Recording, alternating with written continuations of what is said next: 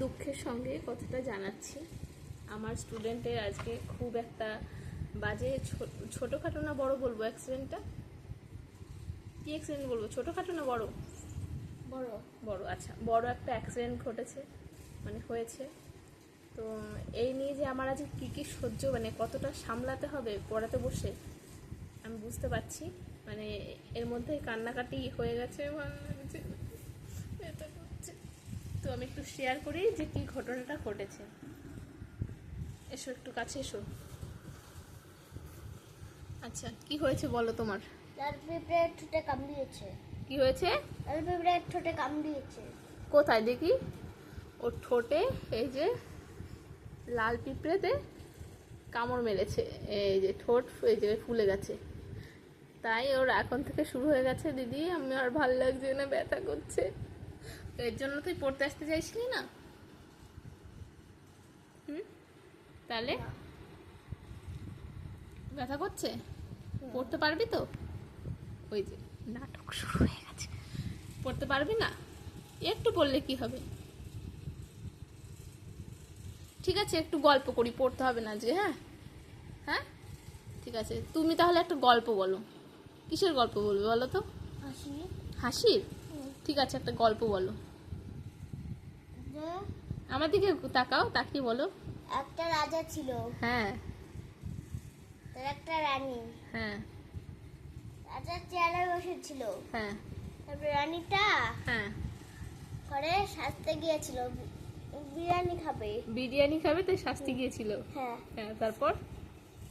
Ready হয়ে রাজাকে বলছিল কি, রাজা চলো বিরিয়ানি খেতে যাই। বাহ, তারপর? তারপরে হুম, রানী নাচ দোকানে যে হ্যাঁ। হসপিটালে নিয়ে গিয়েছে। কেন? তাকিয়ে বলো আমার দিকে একটু, কেন হসপিটাল নিয়ে গেল বিরিয়ানি না খায়, দোকানে না গিয়ে? তারপরে হ্যাঁ।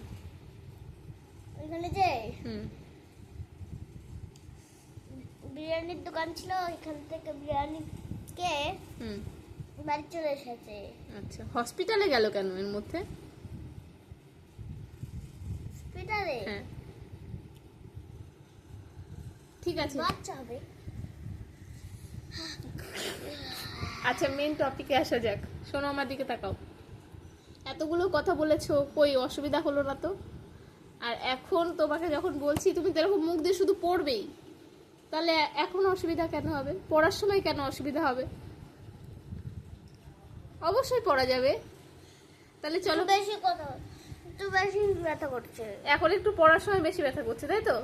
গল্প বলার সময় ব্যথা করে না, তাই তো?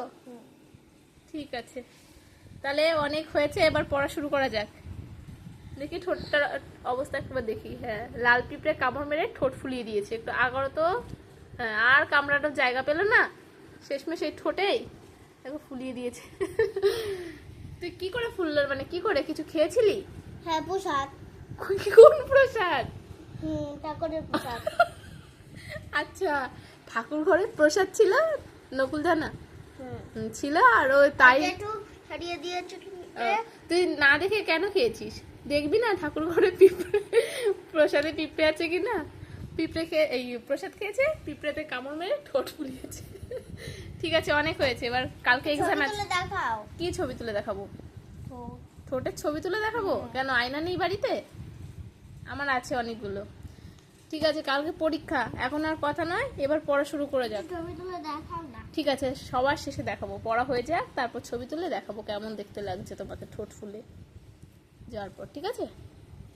ঠিক আছে, এবার পড়াশোনা শুরু করি। শুরু কর। ছবি তুলে নিলে পড়া লাগবে না না, অত কথা না, এবার শুরু করা যাক পড়া। কালকে পরীক্ষা আছে, তাই তো?